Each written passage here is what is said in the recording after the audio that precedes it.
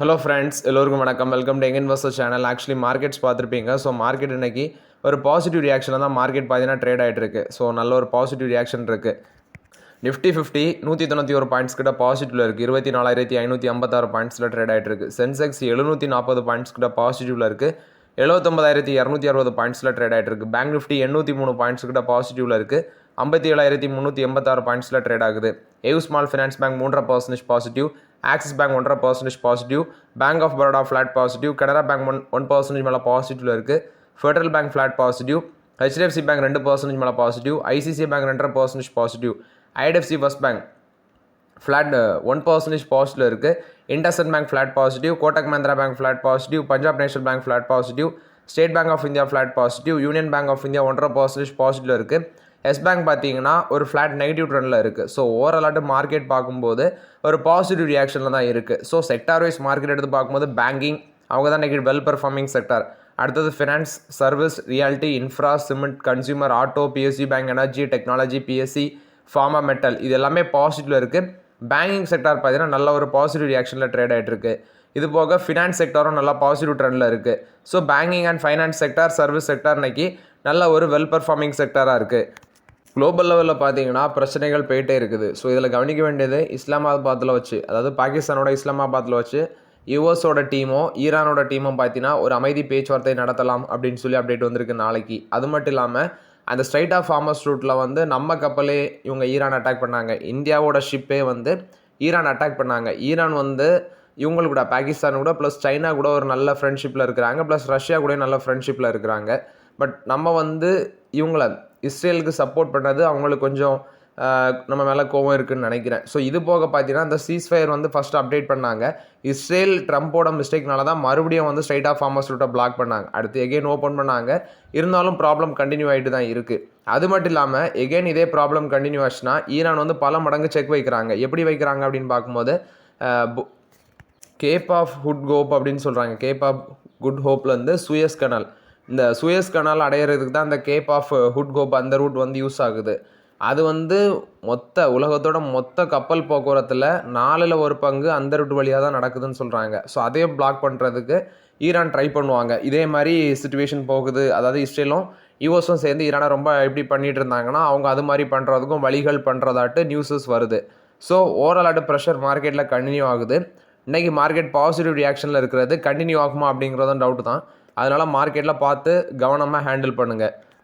இண்டஸ்இண்ட் பேங்க்கில் வந்து அப்டேட் இன்றைக்கி ஃப்ளாட் பாசிட்டிவ்ல இருந்துச்சுன்னு நினைக்கிறேன். இண்டஸ்இண்ட் பேங்க்கில் இன்னொரு அப்டேட்னா சீரியஸ் ஃப்ராட் இன்வெஸ்டிகேஷன் ஆஃபீஸ் அவங்க வந்து ப்ரோபோ வந்து எக்ஸ்டெண்ட் பண்ணுறாங்க இண்டஸ்இண்ட் பேங்க்கில். இந்த டெரிவேட்டிவ் போர்ட்ஃபோலியோவில் வந்து நடந்த கிரைசிஸை பேஸ் பண்ணி இதில் ஆடிட்டிங் ஃபர்ம்ஸாக இருக்கிற SR Batliboi and co, Haribhakti and co, next வந்து MP Chitale and co, MSKA associates இவங்க எல்லாமே இந்த இன்வெஸ்டிகேஷனில் ஜாயின் பண்ண சொல்லியிருக்கிறாங்க. அது மட்டும் இல்லாமல் ஃபார்மர் சிஓவாட் இருக்கிற ரமேஷ் சோப்தி, ஃபார்மர் ட்ரெஷரி ஹெட்டாக இருக்கிற சித்தார்த் பானர்ஜி இவங்க எல்லாமே பார்த்தீங்கன்னா இந்த லாஸஸ், அதாவது டெரிவேட்டிவ் லாஸ் 2000 கோடி கிட்ட வரும்.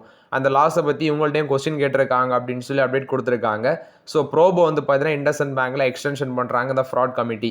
ஆஃப்டர் தட் பார்க்கும்போது Patanjali foods second interim dividend ₹1.75 announcement பண்ணியிருந்தாங்க.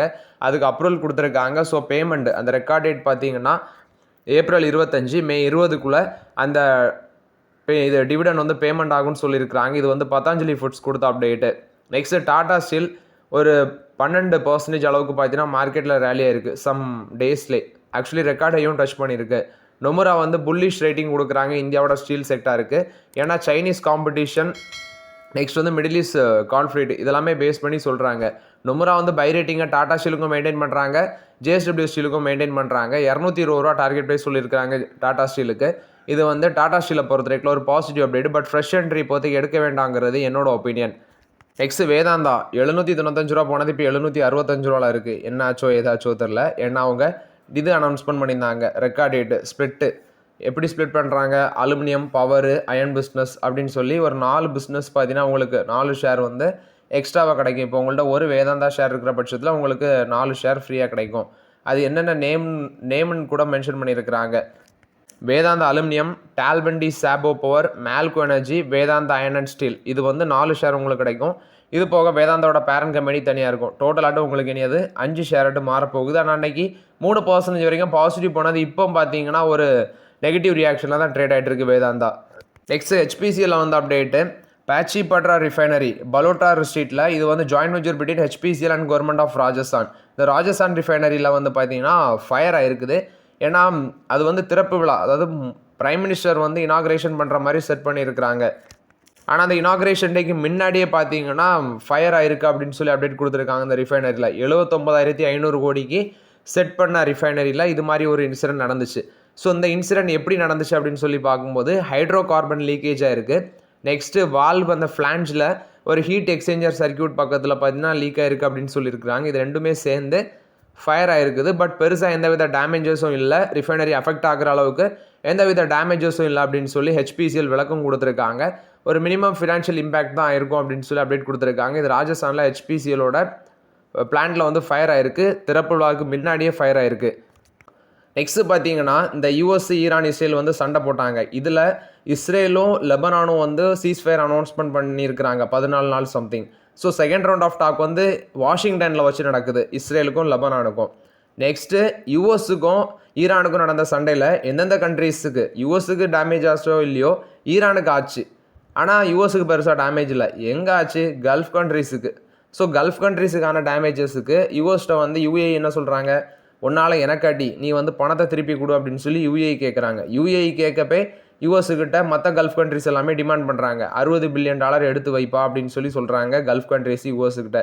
இது போக யூஎஸ் ஸ்பெண்ட் பண்ணது இந்த வாருக்கு ஒரு நாள் $890 million to $1 billion அதளவுக்கு ஒரு நாளைக்கு வாருக்கு யூஎஸ் ஸ்பெண்ட் பண்ணியிருக்கிறாங்க. February 28 இருந்து இந்த வார் நடந்துட்டு இருக்கு.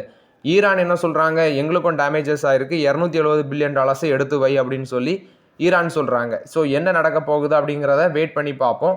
அது எல்லாமே பேச்சுவார்த்தை முடிஞ்சால் தான் நமக்கு எக்ஸாக்டாக என்ன நடக்க போகுது அப்படிங்கிறது தெரிய வரும். அது வரைக்கும் வெயிட் பண்ணி தான் ஆக வேண்டும். நெக்ஸ்ட் டிவிஎஸ் மோட்டரில் வந்து அப்டேட்டு, இவங்க ஜாம்பியா கூட ஒரு மல்டி ப்ராடக்ட் அக்ரிமெண்ட் போட்டிருக்காங்க. ஸோ என்னென்னா ஆஃப்ரிக்காவில் வந்து ஆஃப்ரிக்காவில் எக்ஸ்பேன்ஷன் பண்ணுறதுக்கு மல்டிபிள் ப்ராடக்ட் லான்ச் பண்ணுறதுக்கு இந்த பார்ட்னர்ஷிப் போட்டிருக்காங்க. ஜொமேட்டோ மேனுஃபேக்சரிங் லிமிடெட் அவங்களோட தான் பார்ட்னர்ஷிப் போட்டிருக்காங்க. இவங்க வந்து ஆத்தரைஸ் டிஸ்ட்ரிபியூட்டராக இருக்கிறாங்க அங்கே. இது டிவிஎஸ் மோட்டருக்கு ஒரு பாசிட்டிவ் அப்டேட்டாக இருக்குது. Mazagon dock ship builders, next other defence sector stocks, Cochin shipyard, Bharat electronics limited, இது மாதிரி டிஃபென்ஸ் செக்டார் ஸ்டாக்ஸ்லாம் மார்க்கெட்டில் 6%, 5%, 4% அந்த ரேஞ்சில் ரைஸ் ஆயிருந்துச்சு. காரணம் என்னடா அப்படின்னு சொல்லி பார்க்கும்போது, ராஜ்நாத் சிங் பார்த்தீங்கன்னா நம்மளோட defence minister 3rd day visit to Germany, 3வது நாள் விசிட் டு ஜெர்மனி. ஸோ அந்த பேசிஸில் பார்த்தீங்கன்னா போயிட்டே இருக்குது. ஏஏ ட்ரோனு, சப்மரைன் டீல்ஸு, இது எல்லாமே ப்ரொடக்ஷன் பண்ணுறதுக்கு 2 பேரும் சேர்ந்து ப்ரொடக்ஷன் பண்ணுறதுக்கு அங்கே பேச்சுவார்த்தை போய்ட்டுருக்கு. அந்த பேசிஸில் டிஃபென்ஸ் செக்டார்லாம் நல்ல ஒரு பாசிட்டிவ் ட்ரெண்டில் இருக்குது. அடுத்தது முஜ்தபா கமானி, இவங்க வந்து பார்த்தீங்கன்னா ஜேடி வேன்ஸ் கூட இஸ்லாமாபாத்தில் டியூஸ்டே பேச்சுவார்த்தை நடத்துறதுக்கு ஒரு ஒப்புதல் கொடுத்துருக்காங்க. அன்றைக்குமா இன்றைக்கி நினைக்கிறேன், இன்றைக்கி தான் டியூஸ்டே, இன்றைக்கி வந்து பேச்சுவார்த்தை நடத்துவாங்கன்னு நினைக்கிறேன். இன்றைக்கி இல்லைன்னா நாளைக்கு இருக்கும். ஸோ நல்ல ஒரு முடிவு வரட்டும். ஏன்னா இப்படியே கண்டினியூஸ்னால் அது வந்து இன்வெஸ்டர்ஸுக்கும் நல்லா இல்லை, குளோபல் லெவலில் எக்கனாமிக்கும் நல்லா இல்லை, மக்களுக்கும் நிம்மதி இல்லை. ஸோ ஒரு நல்ல டீல் வரட்டும் அப்படிங்கிறதான் என்னோட ஒப்பீனியன். யூஎஸ் ஈரானுக்கு மட்டும் இல்லாமல் இஸ்ரேல் லெபனானுக்கும் ஒரு நல்ல டீல் வரட்டும் அப்படிங்கிறத நம்ம எதிர்பார்த்துட்ருக்கோம். நடந்தால் நல்லது. AU small finance bank fund raising பண்ண இருக்கிறாங்க April 27. ஸோ இது வந்து ஏயூ ஸ்மால் ஃபினான்ஸ் பேங்கை பொறுத்த வரைக்கும் அப்டேட்டு. அன்றைக்கி தான் அவங்க ரிசல்ட்ஸும் அனௌன்ஸ்மெண்ட் பண்ண இருக்கிறோம் அப்படின்னு சொல்லி அப்டேட் கொடுத்துருக்காங்க. நெக்ஸ்ட் ஜியோ ஃபினான்ஷியல் சர்வீஸ், இவங்க வந்து பார்த்தீங்கன்னா கிரெடிட்டை ஃபோக்கஸ் பண்ணுறாங்க, செக்யூர்ட் கிரெடிட் ஃபோக்கஸ் பண்ணுறாங்க. ஸோ அதனால் லெண்டிங்கை வந்து பூஸ்ட் பண்ணுறாங்க. ஸோ அவங்களோட லெண்டிங்கை வந்து 25,000 கோடி அளவுக்கு எக்ஸ்பேன்ஷன் பண்ணுறதுக்கு ஜியோ ஃபினான்ஷியல் சர்வீஸ் பார்த்தீங்கன்னா பிளான் பண்ணிட்டு இருக்கிறாங்க. ஸோ இது வந்து ஜியோ ஃபினான்ஷியல் சர்வீஸை பொறுத்த வரைக்கும் அப்டேட்டு. டாடா ஈவியில் அவங்க சில ஆஃபர்ஸ் கொடுக்குறாங்க. டியாகோவுக்கு 1.60 lakh அளவுக்கு ஆஃபர் கொடுக்குறாங்க, பஞ்சுக்கு 1.60 lakh அளவுக்கு ஆஃபர், நெக்ஸானுக்கு 70,000, கர்வுக்கு 3.50 lakh அளவுக்கு ஆஃபர், ஹேரியருக்கு 2.75 lakh அளவுக்கு ஆஃபர் கொடுக்குறாங்க. ஸோ இது வந்து டாடா மோட்டர்ஸை பொறுத்த வரைக்கும் அப்டேட்டு. நெக்ஸ்ட்டு சில ஸ்டாக்ஸுக்கு போஃபா செக்யூரிட்டிஸ் டார்கெட் ப்ரைஸ் ஃபிக்ஸ் பண்ணியிருக்கிறாங்க. இதில் ஃபஸ்ட்டு க்ரோ, இவங்களுக்கு 235 டார்கெட், 20% மேலே போகும்னு சொல்கிறாங்க. நெக்ஸ்ட்டு சாகிலிட்டி, இலரா செக்யூரிட்டிஸ் 54 rupees டார்கெட்டு, 28% மேலே போகும்னு சொல்கிறாங்க.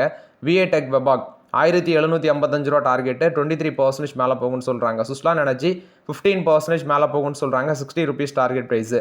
நெக்ஸ்ட்டு வில்சம் கார்பரேஷன் 1262 ரூபா டார்கெட் ப்ரைஸ், 17% மேலே போகும்னு சொல்கிறாங்க. எல்ஜி எலக்ட்ரானிக்ஸ் இந்தியா 17% மேலே போகும், 1870 ரூபா டார்கெட் ப்ரைஸ் சொல்கிறாங்க.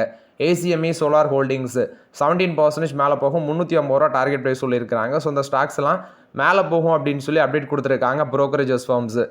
நெக்ஸ்ட் இந்தியாவோட power transmission sector 9 lakh crore அளவுக்கு கேபிட்டல் எக்ஸ்பெண்டிச்சர் ஸ்பெண்ட் பண்ணலாம் 2032 அப்படின்னு சொல்லி அப்டேட் வந்திருக்கு. 2032க்குள்ளே 9 lakh crore அளவுக்கு கேபிட்டல் எக்ஸ்பெண்டிச்சர் ஸ்பெண்ட் பண்ணலாம். ஏன்னா டெம்பரவரி கான்ஸ்ட்ரெயின்ஸ் பவரோட டிமாண்ட் ரொம்பவே தேவைப்படுது.